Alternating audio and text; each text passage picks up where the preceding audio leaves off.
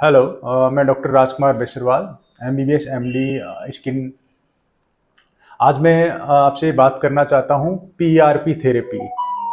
बहुत लोगों को जिज्ञासा रहती है कि ये पीआरपी थेरेपी क्या होती है डॉक्टर साहब, ये कहाँ कहाँ काम आती है और इसका क्या फ़ायदा है, क्या नुकसान है।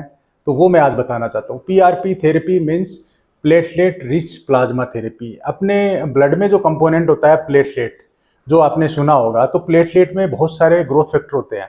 मोर देन 20 ग्रोथ फैक्टर्स होते हैं जो कि बॉडी में कहीं भी आप अगर इस्तेमाल करते हो तो वो ग्रोथ को एनहांस करते हैं। जैसे स्किन में यूज करो तो स्किन है रिजुविनेट होती है, उसमें फाइब्रोब्लास्ट वगैरह है, कोलेजन बनता है, इलास्टिन बनता है, और भी स्किन के कंपोनेंट बनना चालू हो जाते हैं। बालों में इस्तेमाल करो अगर जड़ में, तो बालों में हेयर की ग्रोथ स्टार्ट हो जाती है। हेयर की जो सपोर्टिंग स्ट्रक्चर है वो भी रिजुविनेट होती है, वो भी ग्रोथ स्टार्ट हो जाती है। बल्ज एरिया है, हेयर पेपिला है, तो वो सारी की सारी ग्रोथ करती है।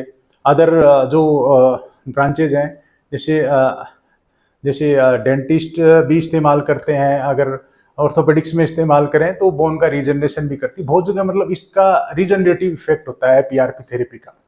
पीआरपी थेरेपी में हम क्या करते हैं? पीआरपी थेरेपी में हम आपका ब्लड लेते हैं, 20 से 30 ml ब्लड लेते हैं। फिर उस ब्लड को लेने के बाद उसको हम स्पेशल पीआरपी ट्यूब है उनमें उसको लेके और सेंट्रीफ्यूगेशन मशीन यानी लैब में उसको प्रोसेस करते हैं। प्रोसेस करके लगभग 4 से 5 ml पीआरपी फ्लूइड बनता है। प्लेटलेट जिसमें होती हैं बहुत ज़्यादा कंसनट्रेटेड होती हैं, नॉर्मल से 4 से 5 गुना ज़्यादा कंसनट्रेशन होती है उन प्लेटलेट्स की। और उस प्लेटलेट को हम अपने जहाँ भी अपन को मतलब जो भी रिजल्ट, चाहे बालों में चाहिए, चाहे फेस पे चाहिए, कहीं भी स्कार में चाहिए, उसमें इस्तेमाल किया जाता है। जैसे बालों की जो ग्रोथ बढ़ाने के लिए अब अगर हम उसको इस्तेमाल करते हैं तो सबसे पहले जो बालों में जहाँ पे भी जो अपने गंजापन है या बाल्ड एरिया या कम बाल है, वहाँ पे हम कोई नमिंग क्रीम वगैरह लगाते हैं या फिर दूसरे तरीके से एनेस्थीसिया दे के, और उसके बाद में वो पीआरपी के इंजेक्शन है वो थोड़े थोड़े इंटरवल पे हेयर रूट लेवल पे लगाते हैं, है ना। तो उससे क्या होता है, थोड़े समय बाद ये होता है कि भाई महीने 2 महीने बाद है तो बालों की आप नए बाल उगते भी देखोगे, बालों का डायमीटर भी बढ़ता है, टेक्सचर भी बेटर होता है, उनकी लेंथ भी बढ़ती है और एक डेंसिटी आती है जो आपको थोड़े 2 महीने से लेके 6 महीने तक वो रिजल्ट आते रहते हैं। तो बालों के लिए जैसे मान लो इसकी कितनी सीटिंग होती है, नॉर्मली हम 3 से 6 सीटिंग करते हैं।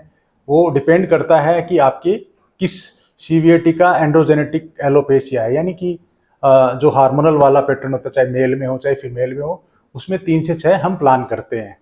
उसके बाद जैसे हार्मोनल प्रॉब्लम है तो ये जेनेटिक है, तो ये हमेशा ही रहता है, लाइफ लॉन्ग ही रहना है। तो इसलिए क्या है कि कभी भी 3 से 6 महीने में आपको मेंटेनेंस सीटिंग इसकी करानी होती है पीआरपी थेरेपी की।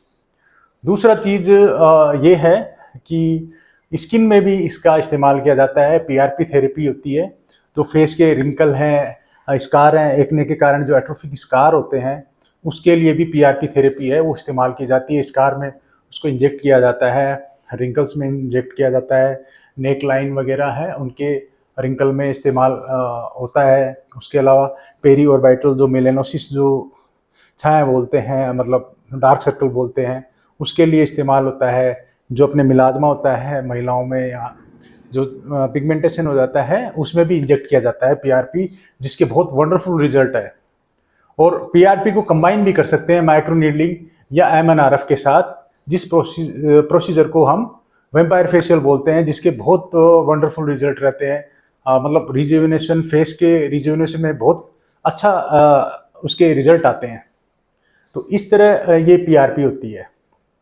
ये जो कुछ इम्पोर्टेंट जानकारी थी ये पीआरपी के बारे में थी। और इसमें एक चीज़ बता दूं, आपका खुद का ही ब्लड इस्तेमाल होता है और इतना कोई पेनफुल नहीं होता। हम जब एनेस्थीसिया इस्तेमाल करते हैं तो काफ़ी कंफर्टेबल प्रोसीजर होता है। खुद का ब्लड होता है तो इसके साइड इफेक्ट की तो कोई गुंजाइश ही नहीं है। आपका ब्लड आपके लिए ही पीआरपी के रूप में इस्तेमाल किया जाता है, तो इसमें कभी घबराने की जरूरत नहीं है। आप बालों के लिए या फेस के लिए पीआरपी का इस्तेमाल कर सकते हैं, अपने डॉक्टर से सलाह ले सकते हैं। ये कुछ इम्पोर्टेंट जानकारी थी पीआरपी के बारे में। अगले वीडियो में भी मैं आपके लिए कुछ महत्वपूर्ण विषय पे जानकारी जरूर लेके आऊँगा। Thank you.